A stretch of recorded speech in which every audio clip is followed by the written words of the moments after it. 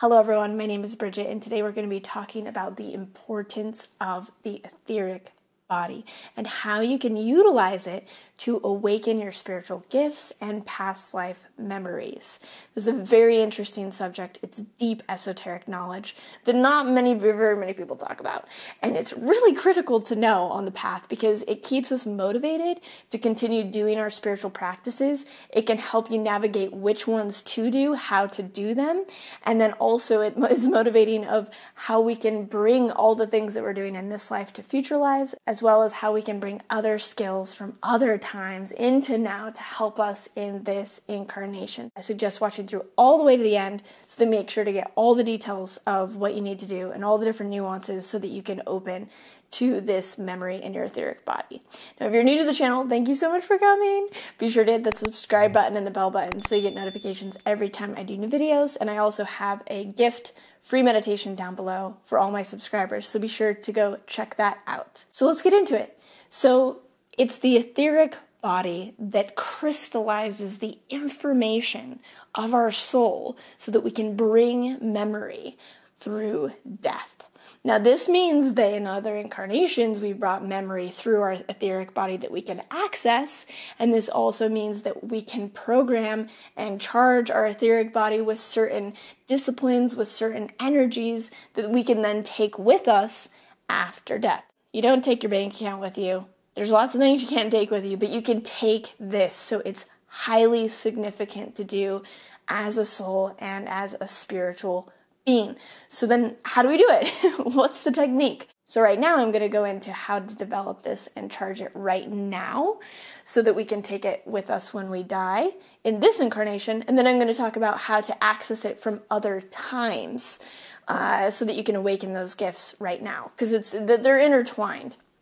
So the first thing to know is that by cultivating and developing our etheric body, which is done in many different ways, I have a whole video on how to do that. So you can go check that out so that you can get the full download on how to cultivate it. But when you cultivate your chi, your prana, your life force energy, which then charges your etheric body, then with whatever spiritual practice you're doing, it actually crystallizes and forms your etheric body in a certain way so that you can then take that memory through death.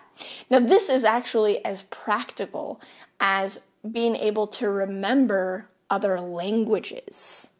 There's many different spiritual masters that have done this, where they can be incarnate, and then they remember ancient Sanskrit. They remember how to read ancient hieroglyphics. There's amazing things that you can do, and then also the different spiritual gifts that you can bring through.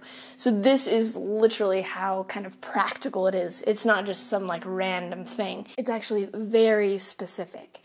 So right now, as you're on your spiritual path, the question becomes, what do I want to develop? And how do I want to structure my etheric body?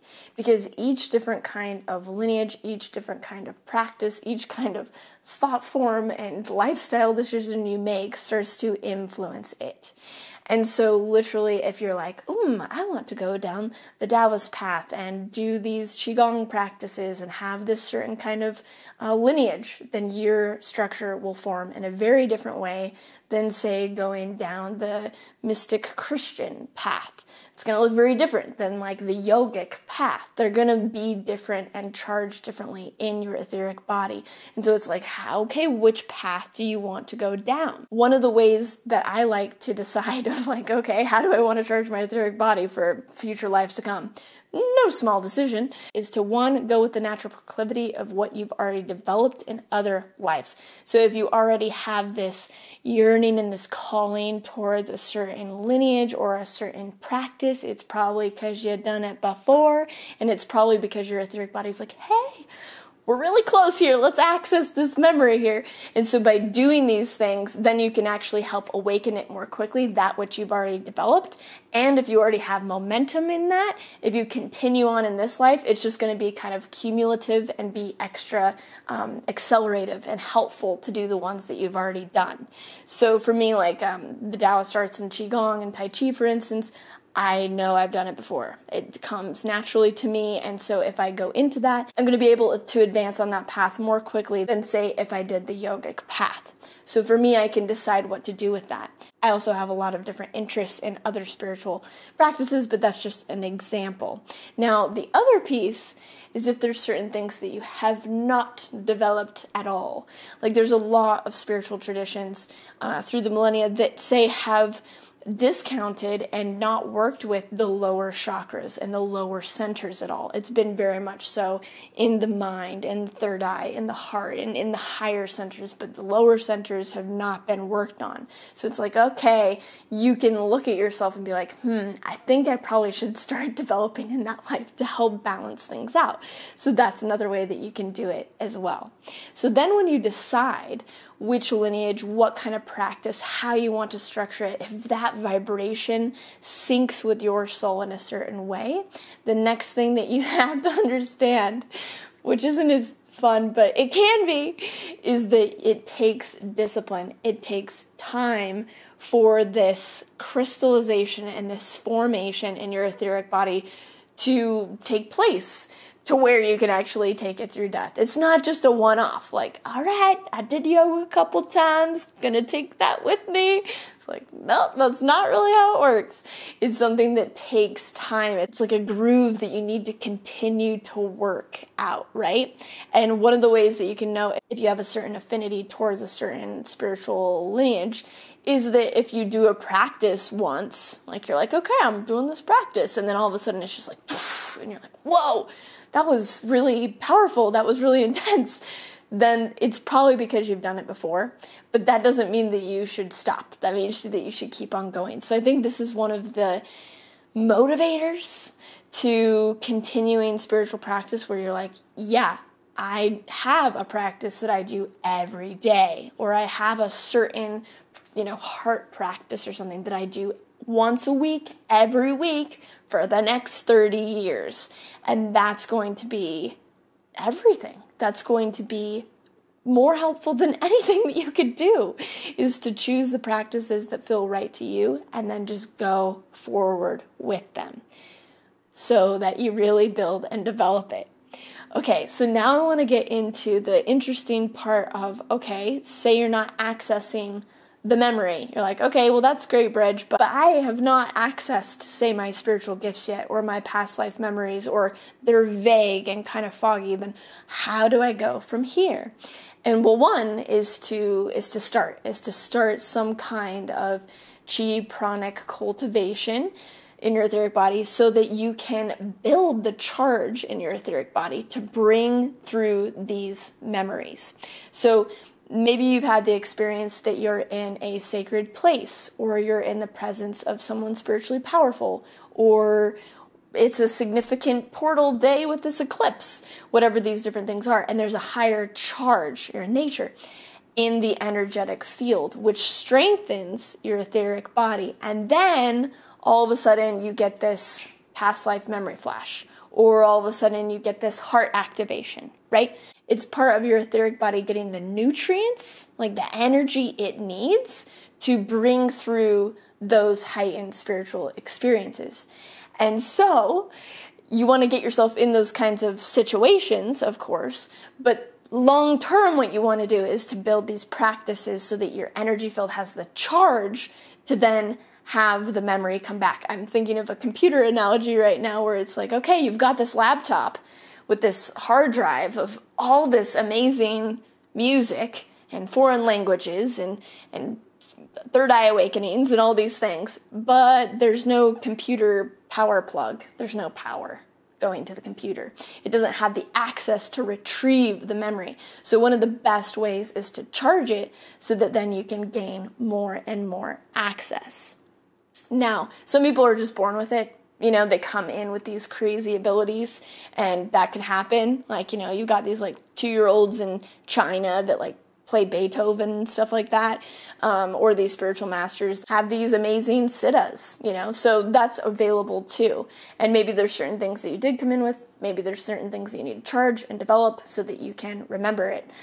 All right, so then the last piece, which is probably one of the most important, is to realize that not only your personal soul memory imprints are in your etheric body, but as you come into this incarnation through the morphogenetic field of your lineage, of your family, of your culture, you get some additional imprints for free.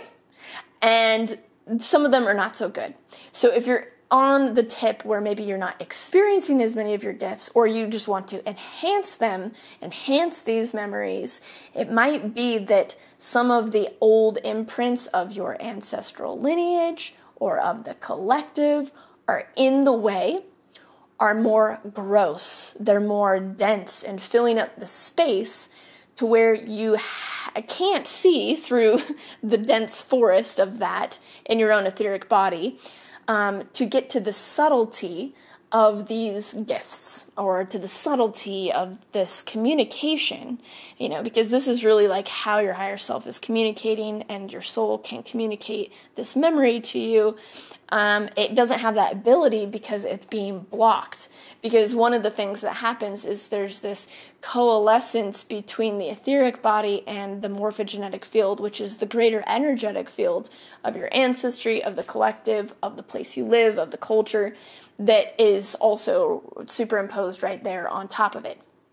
So that healing, that clearing, will probably have to take place first. Maybe you'll get glimpses of these certain things, but you're gonna want to do those clearings, you're gonna want to do that work so that you can access the subtlety of what is latent in your etheric body. So that's one of the best ways. I have a whole course on ancestral healing that will clear out all of that stuff and clean that up and charge your field with the positive gifts of your ancestors. So you can check that out in the link below.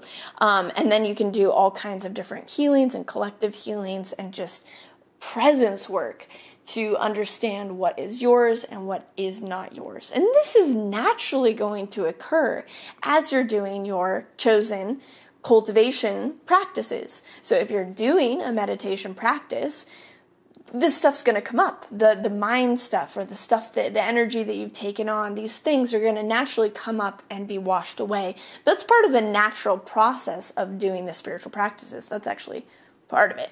So you can just do those practices and these things will also fall away, but also consciously going in there and being like, all right, let's clean this thing out consciously and specifically target it is also very, very helpful. So there are magical, beautiful gifts within, just so close to you, just right there, that maybe you've developed before that you can bring through, and memories and very cool things.